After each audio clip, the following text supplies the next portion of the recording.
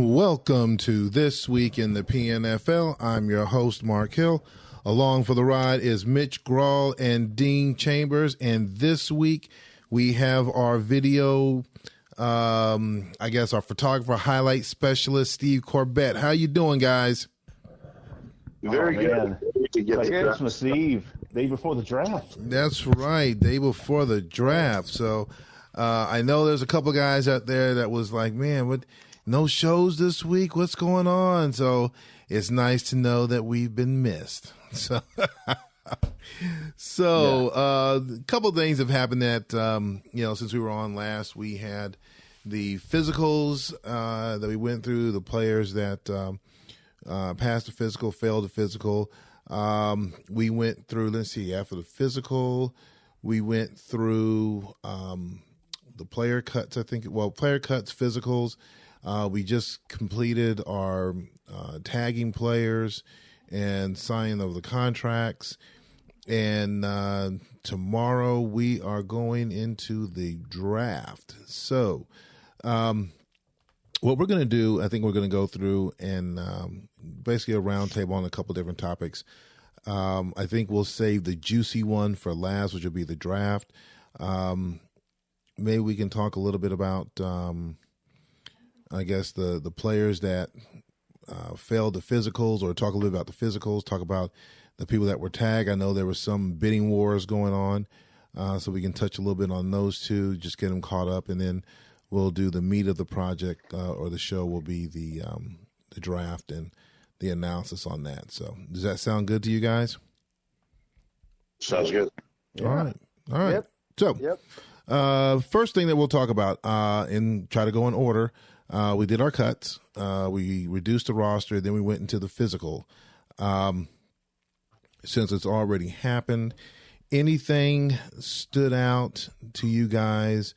And I know you guys hate it when I do this, but I'm just going to toss it up and let someone jump in. Anything that you guys noticed about the physicals or the players that failed the physical, or people who moved roles over? Obviously you can look and tell by the numbers. So anything that stood out during the physical process? Anyone? I think we saw a bit higher percentage. I may be wrong, but I just perceived that we saw a bit higher failure percentage of players failing physicals. A couple of our teams that have a lot of veteran players get really hit hard. And I didn't have a whole lot of players undergoing physicals, although the one key player that I wanted to pass failed. But two players that I had trade agreements on that needed to pass did pass, which is good, so it didn't scuttle a couple possible trade agreements, including sending Benny Snell to Minnesota. That would have been a mess if he had failed and renegotiating his value. So, but I noticed a couple of teams, I think LA, Chicago in particular, had a lot of players undergoing physicals, and they get hit pretty hard in the number of red players that are currently on their roster in the contract file. So, yeah, I'd agree with what you said. I know for me, a veteran that I moved roles to protect. Apparently, both roles were bad because they failed, and it's not the end of the world, but obviously, if you move roles over, you're hoping you're going to keep that guy at least for another few years. But yeah, I agree with you. At least the perception was that it seemed like more people failed this year, or at least higher profile players failed than maybe in the past. Again, it just could be perception versus what the stats would show. But yeah, I kind of feel the same way. What about you, Steve?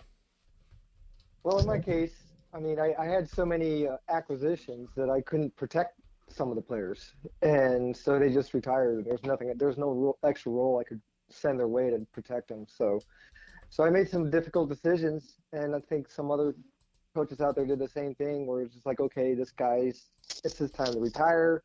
I want to move in a different direction.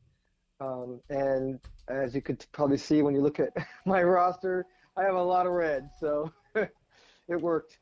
Yeah, I had some red on mine as well, and had to move some stuff over and keep some of the ones that I thought were important. And then during the cut period, I cut the ones I knew that were gone. So Yeah, the physical God was not too nice to us this off season. So I think that's pretty much we can really do about that. I mean, it comes and goes, and I think as the season goes through, and at the end of the season, I think we may have that same issue for teams that have players, as they say, long in the tooth. I know I'm one of them, so no telling what'll happen. So yeah, you do have quite a few that will probably come up for AARP this year. Yeah, so I think that's Yeah, where we do know that eventually these players are going to have to retire. We can only hold on to them so long,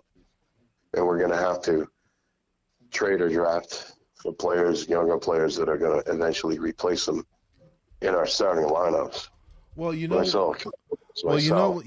That kind of leads me to a sidebar question.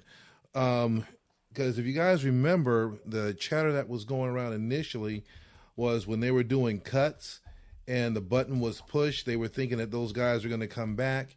And Rich pretty much said, once they're gone, they're gone. And I think Mitch mentioned it in one of the shows or on the forum, is like, look, you have guys that are 13, 14 years just lingering around, what the heck? You guys got to do something with them. They got to go. They got to go. So, well, I mean, heck, yeah, you look at the FA pool, that we were, working through right now, and I mean, there are guys out there. I mean, I don't think they've been on a roster in several seasons that are 15. So I know a lot of them are still at 15. I think there might be some even higher than that. Years of experience, and they're just dangling out there, and it's just like, man alive. I don't think there's an auto retire or anything that can be done, but if there was, man, I wish we could do it. Yeah, the game won't retire them out of the files, and they're clogging up the files. The game won't do anything about them. Well, it's interesting, though, because like I said, we've got a bunch of these players are like that, but then there's some that we press the button and, they're 6 or 7 year players that suddenly disappear, and so I don't get it. Yeah. I think that the player IDs have been exhausted, and so it's forcing the elimination of all players when the next season button is pressed. When I ran the XFBS, I had a trick where I could move players. That's how I unretired players, was using the specific file that contained the free agents. So maybe down the road I'll help out Rich and help clean up this mess. Yeah. Yeah. Because it's doable. Yeah, it's doable. I'll just do what I did in the XFBS for them.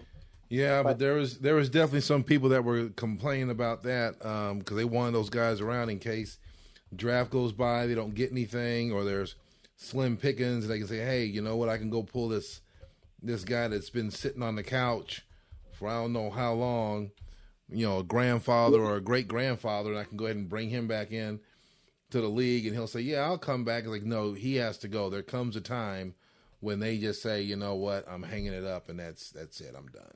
So, is it correct that if we do something like what you're talking about, Steve, and clean out and eliminate all those 15 and 16 and 17-year-old guys, that we're going to lose fewer of like the 4, 5, and 6-year guys that disappear after they get cut at the end of the season?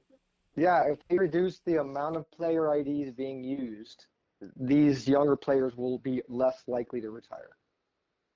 Okay, I think maybe that's something that should be done as soon as it can be done, perhaps the next offseason. Yep. Clean up some of all those obviously excessive number of what are basically useless players holding those player IDs. I mean, an 18-year quarterback with 40-something ratings across the board. Players are like 600 total ratings that are normally 650, 660, 670 ratings when they're decent players. Don't do us any good. They're not going to be signed to any team. Yep, it's time for them to go. Right. I just do my magic and boom, they're gone forever. Yeah, and then the ones that are complaining, because you're going to have the coaches complaining, well, you got to complain, but they got to keep it moving. So I look at it as the same as the plays. we're getting rid of plays that no one used. So Oh my gosh, yeah. same thing. Don't get Mitch. Don't complain. Don't get Mitch started on that. Don't get him started. Well, I know. Well, I know it's a what do you call it? Oh gosh, what's the word I'm trying to say? A controversial topic, that on the. Yep. But yeah, we do have. I mean, because I go through a lot of different plays and things when I'm doing my preparation, and there are just some plays, regardless of who I'm preparing against or playing or whatever, that just constantly is just gets bad results. And it's like, okay, I mean, yeah. Well, I won't even make fun of you, Mark. But yeah. I knew that was coming. But there are some just. I mean, but it's more than just one play. I mean, it's. Yeah, but that problem had a problem on the other side that made it worse than cleaning out the free agent bowl, and that is there were plays that clearly no one is ever going to use again, including some of my plays that just didn't work out that I won't use again. But because they got called once or twice over the past 3 years, they were kept. I submitted Charlie a long list. I said, dump these plays. I'm not using them. I don't think anyone else is. And some of those are kept because they get used a couple times or someone tried them 1 week. They failed. So we kept a lot of garbage plays just because they had been called. And then we severely ravaged things like run right and pass short that don't get called as much. Because keep in mind, you can put something in a game plan, it doesn't mean it gets. So the purge, I mean, we do need to do a purge, but the way it was done in a simplistic manner was very flawed. That's why we had a long list of plays that myself, Sean, and others were requesting, we want these brought back because they're still useful. Right. We still have good numbers in these plays and would use them. Some of them we have used. We put them in game plans. They don't always get called. So the way the purge was done was flawed. I don't think anyone does that. We need to conduct one, and we need to remove ultimately unused plays or even unusable or plays that aren't worth using. It's just how to do it, and the way it was done was a mess. If I were to do it in the future, I would just target the folders that are not allowing the loading up of the plays in the play editor. So like if past medium left is completely full and it's not showing all the plays, then that's the folder that gets the purge.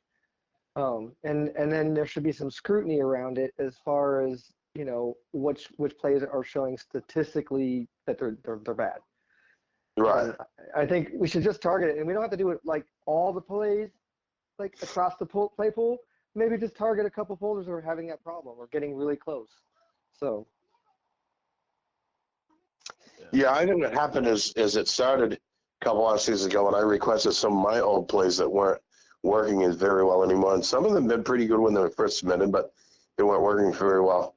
So I sent those to Charlie, and next thing, Charlie started compiling these big lists of plays that he was going to delete. And a lot of people said, wait a minute, I don't want that deleted. And I think he was using different criteria as to why to delete. And I think that's why Rich stepped in to try to solve the problem and said, okay, why don't we do this instead? Mm-hmm. So I think that's how we kind of got there. But what you're talking about, Steve, I think is a better way to do it. And I think at one point, Rich told us what that number is, what is the maximum number of players in one, maximum number of plays in one folder that could be loaded. Yep. And last I knew, we were nowhere near that in any category, even the larger categories. Yep. So maybe that's what we should think about doing going forward. I think there's a lot of opportunity, though. I mean, obviously you can resubmit plays that you wanted to keep. So Rich has made that clear. So it's like it's not totally a major purge. There's some it's salvageable.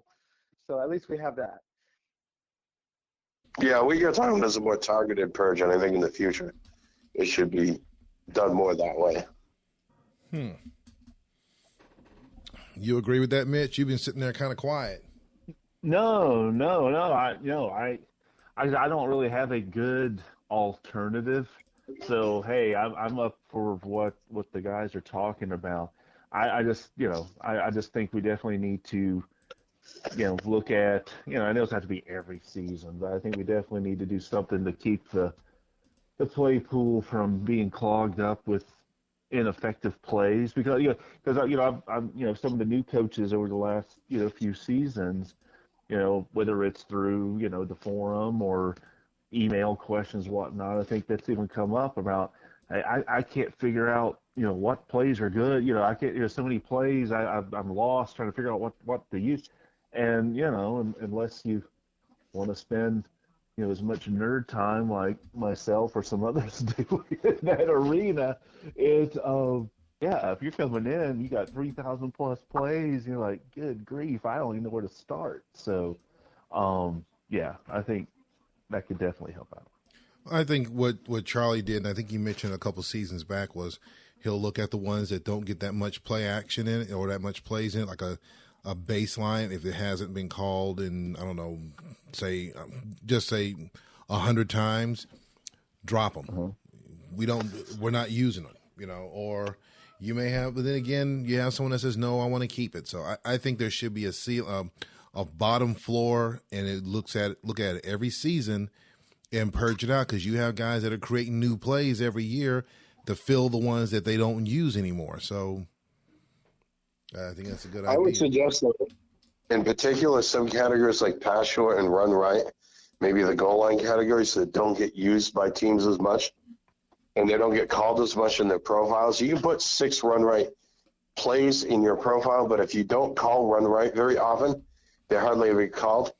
So those categories we should probably exempt from purges, and we can afford to do that because they're fairly small. There aren't that many run right plays in the run right folder. So I think we can afford to leave that alone. Pass short is another one. I think we can afford to leave that alone. Goal line pass, goal line run. We can leave those alone. It's the big categories like run left and pass medium that, like on defense, we should look at. And on offense, some of the passing categories that you use more often, the first and second down stuff. We should look to do those kind of targeted purchases like what Steve talked about. I would just say look at each category and find out what you see where the heavy hitter plays are, and then the ones that you don't call that much, and just look at them from each category. I mean, right, but the categories that have smaller number of plays, I think we can afford to pretty much leave them alone. Okay. And people don't submit a lot of run right plays that goal line pass. I'd say 10 years from now, there's still not going to be too many goal line passes. People just don't create a lot of them.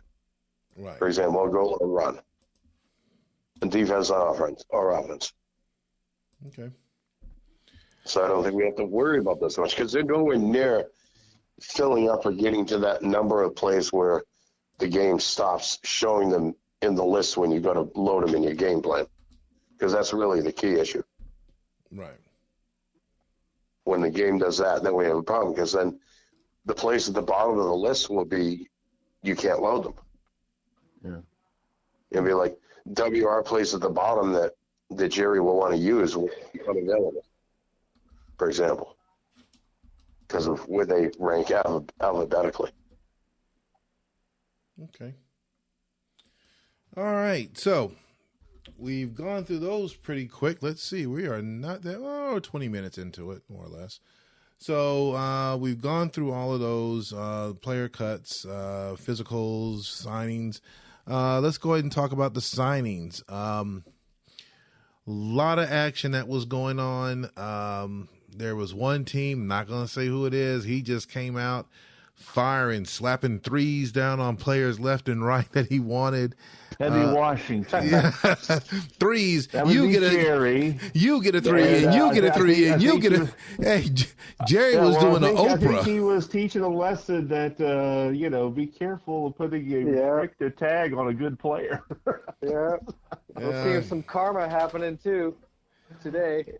Jerry. Hey, it looks like Tim is going back and putting some bids on some of those restricted players for Washington and Minnesota. I think the only difference is, based on what I looked at, Steve, is that the quality of player that Washington put on their XR tags wasn't quite as high as what some of the other teams put on their XRs. I don't know if it's going to be the same impact, but yeah, I saw the same thing too, Steve. Yeah, I saw that. Jerry was doing his Oprah impersonation because he bid on one of my players, and I looked at him like, yeah, you can have him. I'm not even touching it, so you can just let him go. So, what stood out to you guys during that signing phase? For the restricted players and signing them. So let's start with you, Steve. What stood out to you during that process this past week? The signings or the trades? The signings and trade. Let's combine them both into one. Okay.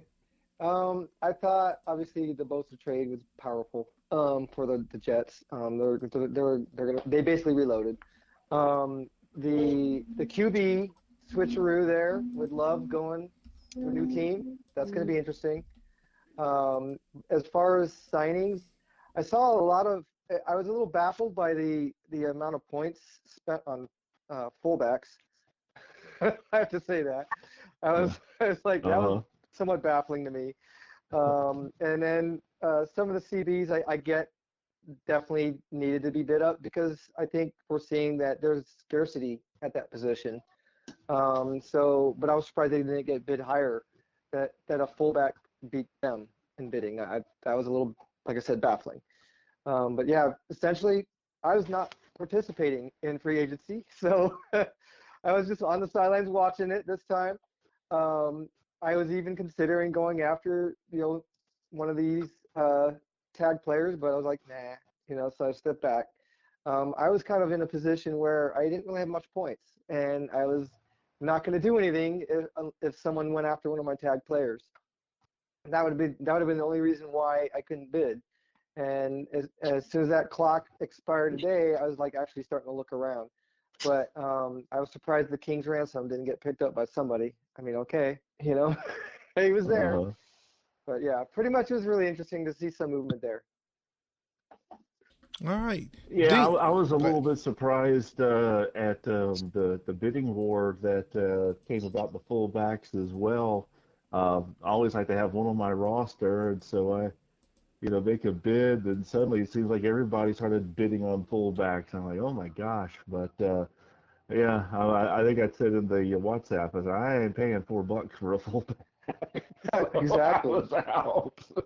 But Exactly. I think I still paid like $2.50 for one, or 2.5, but still. But I probably could have just waited to the 7th round and picked one. But I was like, well, let me go ahead and get one that's already got their stuff. I think what happened there is I had identified what I thought was the best fullback in the free agent pool and placed a bet on him. I figured I wasn't going to get bet up on a fullback.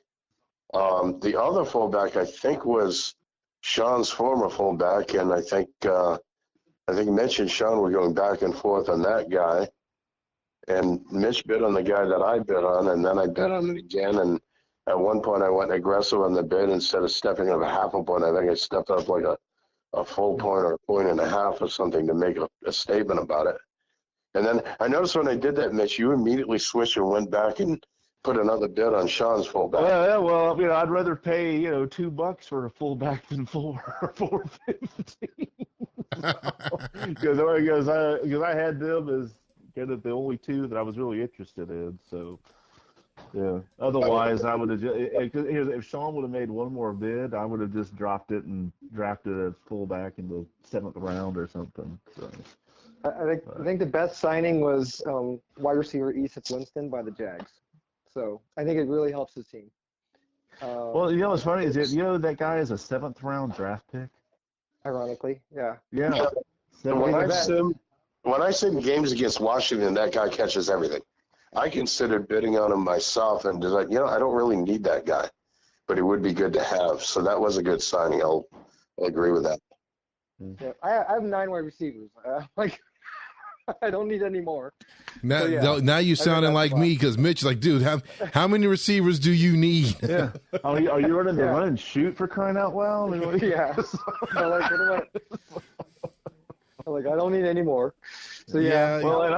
Because Mitch made sure I knew about that. Well, and I only prefer wide receivers that are below 82 in speed, so I wasn't interested in that guy. Uh, Well, there's some of those in the draft pool. Yeah. Some 80-speed receivers that are max in agility, strength, and hands and Yeah. endurance. Well, I think there is that one free agent receiver with a 79 speed I was taking a hard look at, but I decided I'd pass. So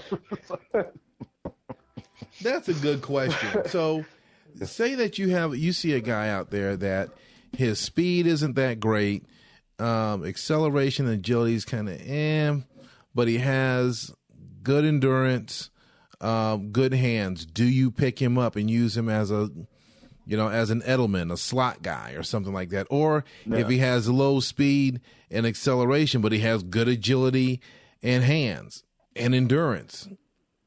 I mean, I'll say for me, speed is not necessarily the be-all, end-all. I mean, it is important, don't get me wrong. I know that some folks, they won't take anybody below an 84 speed on their team, which is fine out there. But, I'm okay with a little bit slower player, as y'all can see on my roster.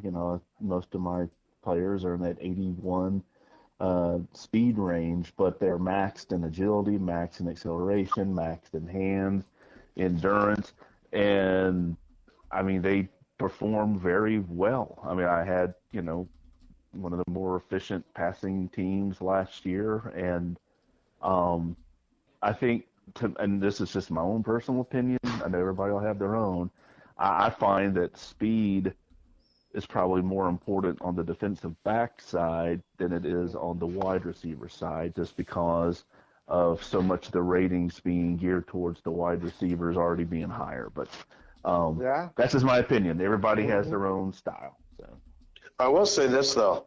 That 80-speed receiver, for example, not any particular one, but an 80-speed receiver with very high ratings in the other categories, is still a much better receiver than a tight end in the same running the same routes or whatever. Yeah. But for me personally, I'm currently drawing the line at 82. Yeah, 82 and up is works well. And I'd say that would be probably my preference too, if I could get them maxed in those other categories. But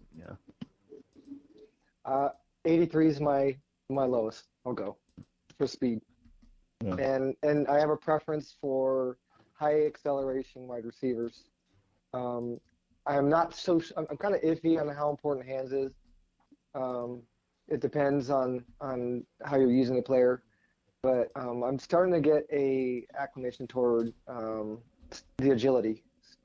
So just at this point, it's like if they're within by 1 point or 2 points of the max, pretty good. Like I will not go after an 84 acceleration receiver anymore. So to me, agility 90 or is garbage. Yep. That sounds harsh, but no, it's going to be 90 or not even going to be a WR7 on my roster. Yep. It has to have the ability to develop them into the parameters I just mentioned. I'm going to say that we can pretty much rest assured that Jordan Addison will not be a Los Angeles Charger. Absolutely not. Not going to happen, huh? Not going to happen. I see him in the draft and I skip over him. I probably already grade him out. Okay. All right. So I think we've pretty much ran with that one a little bit. So I think we're going to go ahead into the big topic, the one that was definitely talked about today in the forum as we're leading up to it. At 12 noon tomorrow, the drafts, 12 noon Eastern Standard Time. Let me make sure I'm clear on that. Our draft starts. As you guys know, that I think it was 2 seasons ago, I think it was announced that we had a record draft. We actually finished it up in a whole weekend. I think we wrapped it up like on Sunday. Last year, I think last year was around Monday or Tuesday or something like that. Like 4 days. Yeah, it was about 4 days. 2 seasons ago, start 6 in Eastern time. Yeah. So, and I know that. Well, the good news is the reason why it's been like that, in my opinion, is that we've had very active coaches out there with it. Uh-oh, did we lose him? No, just I didn't want y'all to hear the barking in the background. Ah, okay. But anyway, what I was trying to say All was good. that we've had very active coaches these last, handful of seasons versus, the first few seasons that I rejoined the league. We had active coaches, but not all 18. And so when you got when more of the coaches are fully engaged and paying attention and going, the drafts go much quicker. So I think we'll see something similar to this weekend. And when someone has 85 draft picks and they're pretty good and actively and pretty quickly picking the picks, as had been the case when someone had that many picks, that helped also. Right. Yeah. And I noticed both James and Neil were pretty good and pretty promptly getting their picks in when they had lots and lots of picks. That is true. That's why I said, I think it's the WhatsApp that if as long as Neil's ready to go, those top 10 picks will go pretty fast because he's got 3 or 4 of them. I'm going to guess he will be. I think I think what I know of him, he's pretty sure of what he wants and has exhaustively scouted this draft pool as much as any of us have, and probably run all kinds of calculations and analysis and everything else in the spreadsheet. So. Yeah. Well, the good news is for folks looking for a wide receiver later in the first round, as long as Jordan Addison is not picked in the first 10, he'll be available after 11. Yep. Unless I think other people think he's valuable, then I might pick him just for trade bait later. So I've done that before. Oh, here we go. Now we're getting the Dr. Evil hat on. Here we go. There you go. Yep. So what do you guys see in the draft as far as not giving away your strategy or how you have it planned? I would say, okay, first question, where do you think the most talent is in this upcoming draft for starting tomorrow? Where do you think the most talented players are? I'll put it this way. I think there's more depth in the wide receiver category this year Agreed. than there's been in previous. I think there are players in other positions that on the top end I might have rated higher. But if you look at top to bottom, I would say the wide receiver group is probably the deepest group in this round or this grouping. Okay. I think the thing that's really interesting about this draft pool, interesting in either a positive or negative way, depending on your point of view, is the degree to which there are some players that need few or no points, for example, 2 wide receivers that are already maxed out, versus some of the players that need 15, 20, even more than 20 points before they max out in the ratings that they have to gain in training camp. And I think the degree to which a lot of these players, how far they are, that gap there is between their actuals and their potentials, I think that's going to factor into the way a lot of people scout this draft pool and rank them and how they draft. And some team owners are going to look more at potentials and think, well, this guy has 700 potential as a wide receiver, but he needs to gain 32 of those points. Right. And others are going to look more at their actuals, and some people are going to kind of be in between. But it'd be interesting, there's 2, I'm not giving anything away here, but you can see that there are 2 wide receivers that already maxed out. They have 0 to gain. One of them is 698, one is 697. Now, a 697 or 698 wide receiver is quite good compared to all the receivers. Yeah. And these 2 guys are already maxed out as rookies. Yeah. Now, is it bad that, and I know who you're talking about, is it bad that when I saw this one particular rookie wideout that's maxed and pretty high, and I'm like, I've never heard of this guy. George. Yeah, exactly. I'm like, did he come from the UFL? Who is this guy? Came from the CFL. There you go. I think he came from the UCLA basketball team. Or something. Because I'm like, who is this guy? Yeah, I don't know. I don't know that name either. I don't know where that came from. I guess you can type that name in Wikipedia and see if he even actually exists in real life, or was this like... He was probably like, 4th stringer at UCF or something. I don't know. Yeah. Wyoming. They had a really good There you Senior go. Bowl, and Charlie, bumped him up, I guess. So. Okay. Or Shriners Bowl. unheard of. He did well in the Unheard Shriners of. Bowl, okay? In the combine. He was unheard of, and he moved up in the combine, and now. Mm. He's like Willie Mays Hayes, for crying out loud. He came out there. There you go. But So you're saying as good as he's going to be. He's 698 and he's maxed at 698. So he'll never get. Well, if you definitely need to fill a spot like today, and he's the guy to get, right? Because I mean he's already high up there, but there are some other wide receivers that they're not quite there yet with their actuals, but in a few seasons we'll end up rating higher. Yeah. Okay. So, anyone else have any comment? I asked the one about the most in-depth position or the deepest spot in the draft. See, I don't want to ask the question because I don't want you guys to give your trade secrets up. But what overall, what do you guys think about the draft pool as a whole in all positions? Do you think that is the talent on par with the previous drafts we've had?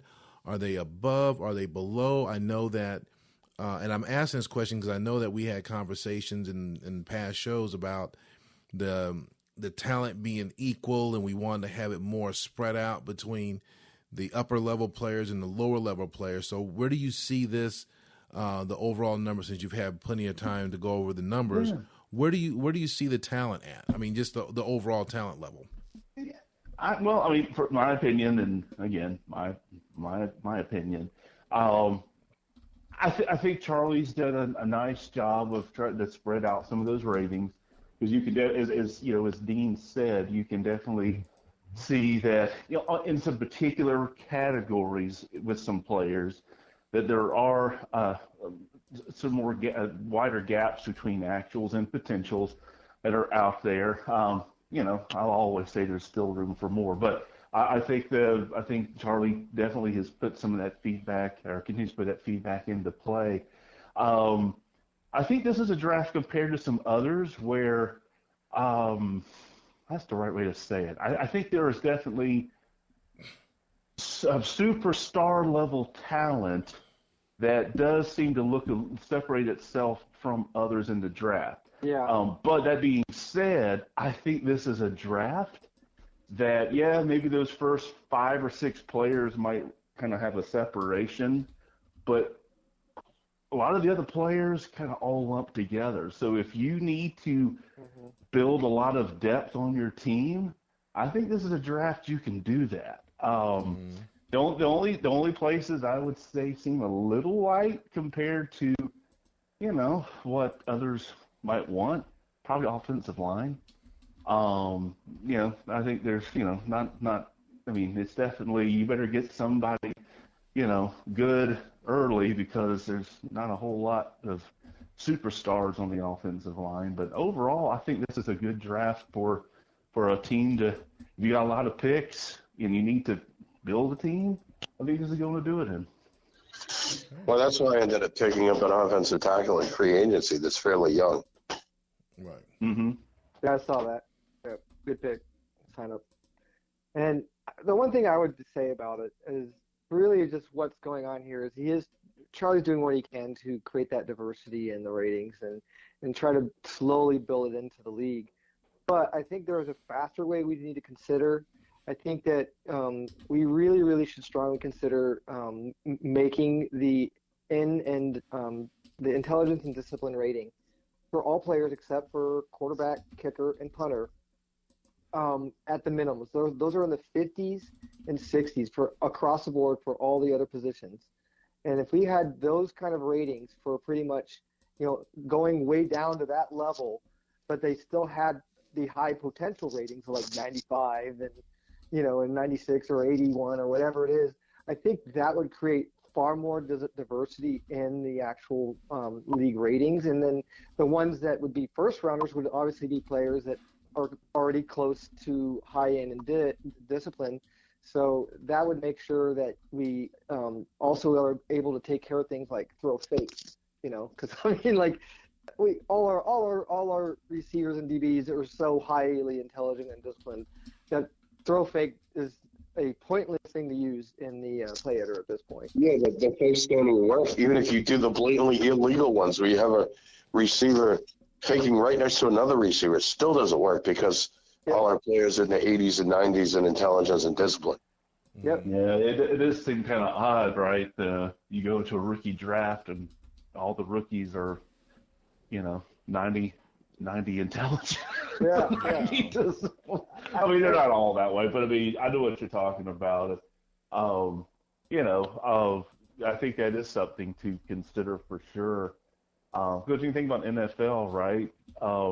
There are differences in agility and speed and strength between players at positions, but the biggest difference is how quickly players process information and how disciplined they are at executing what they're told to do and who can stay on the field, right? And not that I want to have my entire team injured, but let's be honest, we don't have to worry a whole lot about players missing a whole lot of time due to injury in this league, right? Yeah. Right. And so, again, not that I'm advocating I hope we can match that, every team is using their backup quarterback by week 3. But I mean, it is something that with lower endurance, we actually would have a few more injuries making an impact in the game. Yeah, and we know in real life football that some players, and I'm talking about football intelligence, not talking about whether they're a C student in the classroom and have a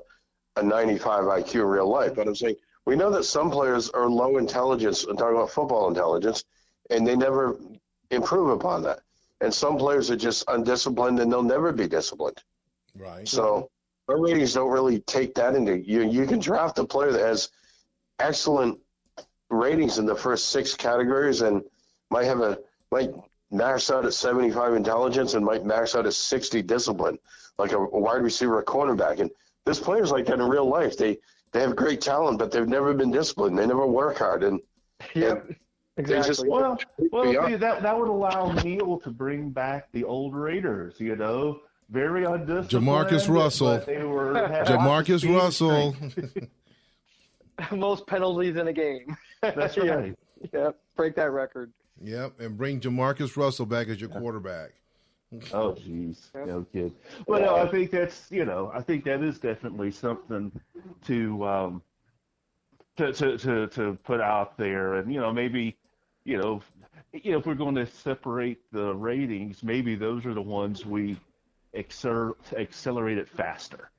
Not that next year suddenly every rookie comes out of the 50 or whatever, but maybe we have rookies in the low 70s, versus the mid 80s. Right. Right. So, but yeah, I think you're right. I think you're onto that. Okay. Yeah. All right. Yeah. George had bad ratings in discipline, right? Actual. Right. Uh-huh. That people would still draft that player probably. Oh, yeah. Really high. Right? Yeah. Uh-huh. But they knew the potentials are what we see, max out player kind of, right now. Yep. But you lower that discipline, or even maybe endurance to a lower rating, it's still going to be someone's draft. They're going to spend 3 TCs on that thing and get that player to his godlike status in no time. That's right. Yeah, he plays kick returner for 3 years. Yep. I remember in the old leagues, some team owners would draft, and I'm not talking about kickers or quarterbacks, but some people would draft the players that had good ratings in the first 6 skill ratings and were weaker in intelligence discipline and would just almost ignore that. They say, I don't care I'm not saying this me, but I'm saying other team owners would say that they wouldn't care what the intelligence and discipline rating was on a wide receiver or a running back or a cornerback or a safety. If they had good ratings in the first 6, they would pick them. Yep. Because we had a wider range of intelligence and discipline ratings on players in the older leagues. Mm-hmm. Yeah. We did. Yeah. Okay. All right, guys. Well, what do you think, Mark? Where do you see the draft at? You've heard from us talking. What's your opinion on this pool? Well, my opinion on the pool, I have to agree with you on the wide receiver side. There's a lot of depth that's in there. Some of the other positions, if you're looking for those interior, the boys in the trenches, they're not going to be that. They're not that much out there to pick. Never mind. I almost said something. I almost said something that I'm not supposed to say. I think what the coaches need to do that are out there is, you really need to be keen on what you're looking for. And I guess I kind of go back and forth because there's times where I've drafted where I went for the best player. And then there were times when I went for what I needed. And without giving away my strategy of what I'm going to be doing tomorrow, I would say that each one of the coaches need to go out there and look, because you may have that guy that's a top-rated person and a player that you actually, man, I would love to have this guy. But if you got a gaping hole in one other spot, I really can't talk based off of my record these previous seasons, but I would say you look at what best fits your team and then plan your strategy based off of that, because not having that player that's going to make your team better is really going to set you back and extend it out even longer as far as moving ahead. What do you guys think? Should it be better the best player or the best what you need? I think when you get into that question about when you're determining whether to go for the best player or the one that fills your needs, I think, and a lot of this is always easier said than done, but I think if you do your roster planning season to season in a way that you don't as often have to fill a need with a draft pick, and you're more in a position of selecting the best player, then you'll generally draft from more of a position of strength. But I do realize there are some cases where you have a player that's failed a physical and you say, I need to get someone in so that someone will get 2 training camps before they replace that player. So sometimes you do find yourself in a position to draft for need. But in general, if you have the luxury of taking the best player over a need, you generally do better. Even if you sometimes do what Steve said earlier, you grab a player that you may not need, but you think, well, at trade value, and you can get better value trading them away than drafting another position. So sometimes that works out in the long run. Okay. You guys concur with that as well? Yeah, I mean, I'm looking at best available. All I'm doing at this point, my team's already stacked. Why would I need to focus on a position? So right now, I'm going to rebuild next season. So best available is the best way to go in my case. But I'll tell you this: if any of those 3 CVs are still there, thank you. That's all I'm gonna say. I'm just gonna say thank you and just move on with that. Hey, and Seattle says thank you for Jordan Addison. You need to stop. All you need is a 9th wide receiver. That's all you need. You need to stop. And on that note, we're going to wrap this up because we got to get this thing cranked up and turned around and get back out to you guys. So we're going to wrap this thing up and get it out there. One last run around the table. We're going to start with you, Steve. Any final words? Only thing I have to say is just enjoy the draft. Have fun with it. Be ready to pivot. Have a backup pick if your guy's gone. All right. Dean. Yeah, and try to have those trade negotiations worked out before your pick comes up. And that way when your pick comes up, Rich knows either you're picking it or you trade it to someone else and they're picking it. All right.